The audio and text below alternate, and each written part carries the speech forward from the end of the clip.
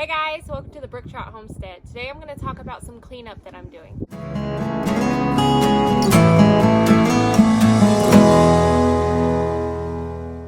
Alright everybody, we're in our hoop house right now. These are the hoop houses my husband built to try to extend our harvest.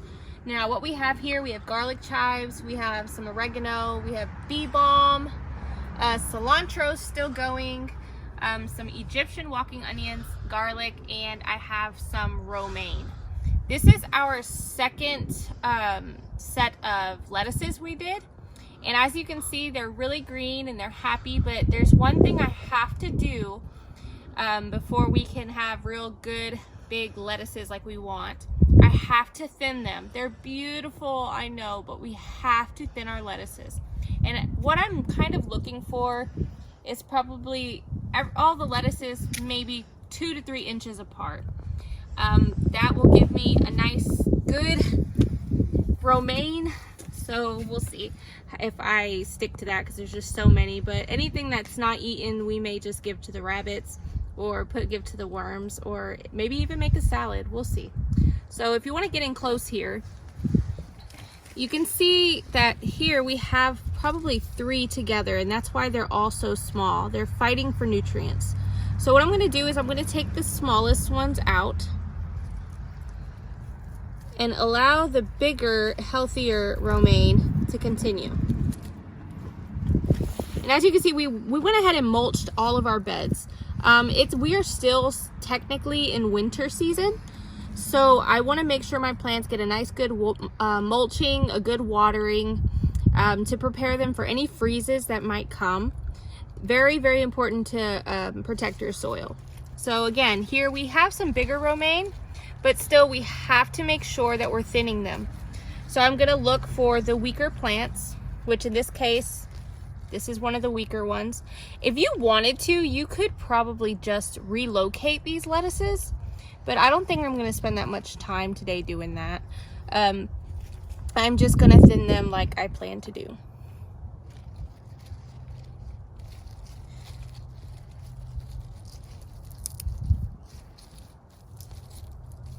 Go over here.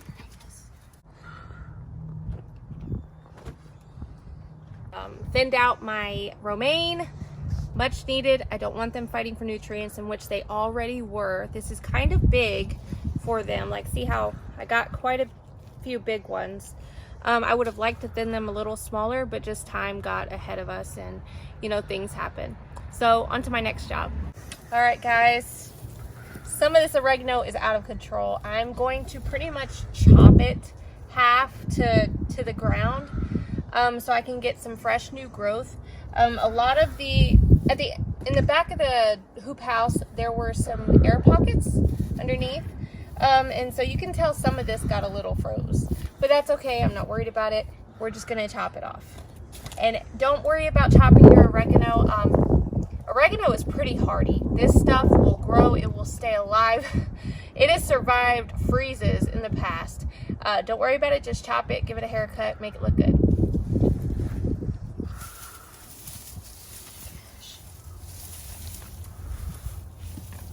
My pruners are a little overkill, but you know, I can't find the small ones.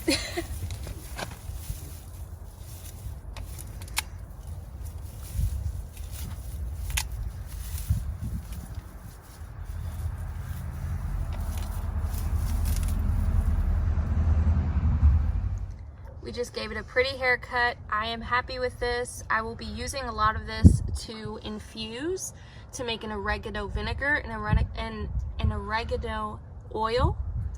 Oregano has a lot of great benefits, and we'll go ahead and put that on the screen. Now we're on to our next task. Beautiful time. It's woody and terrible. With time, we can't cut it back too much. We have to leave some of the green on there. It's not quite like oregano. We can just cut it back all the way down, or like stevia. This will not like that.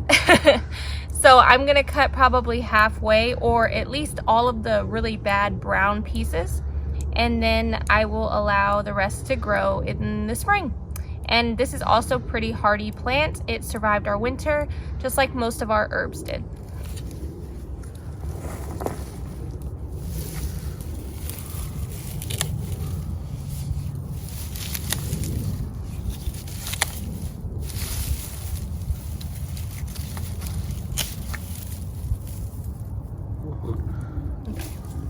Okay, so I am happy with what I have going on right here.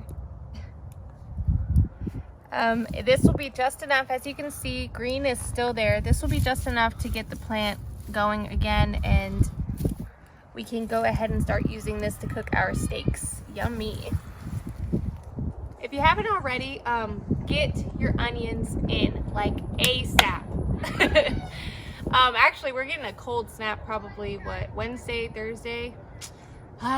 So you might as well wait. You wait till the weekend until that really cold freeze is gone. But my onions are in here, and if you are like me and have your onions in, mulch your onions.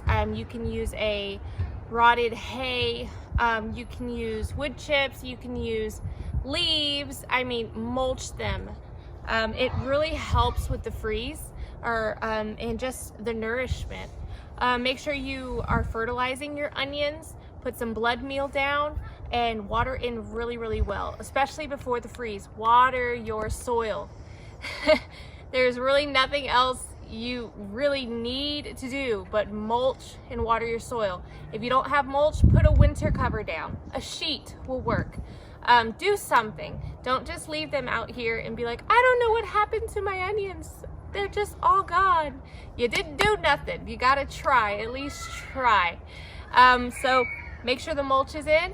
That's what we did, and we are just praying for the best. Hey guys! What is this? This is our elderberry. Well, we have 3 plants.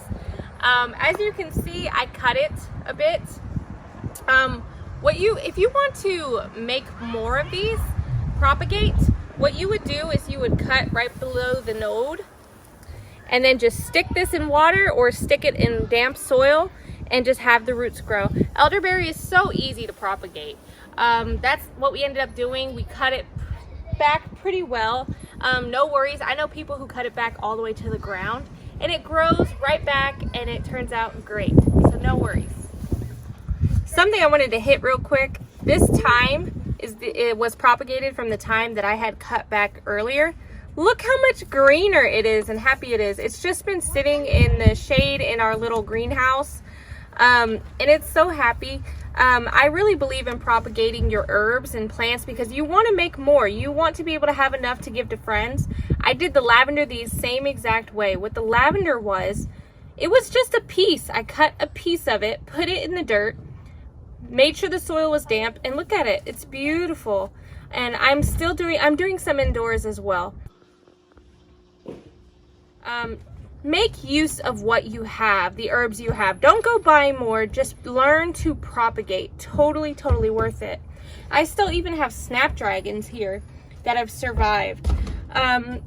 Just do what you can with what you have. Our little mini greenhouse is nothing big. My husband built it out of things we had on hand, mostly. Just do what you gotta do. We have some moringa here propagating from the last plants we had. One here and one here. They don't look too hot, but they're still alive, and they're going to do us some good in the summer. I hope you learned something from this video. This is just some little tasks that I've been putting off, and I needed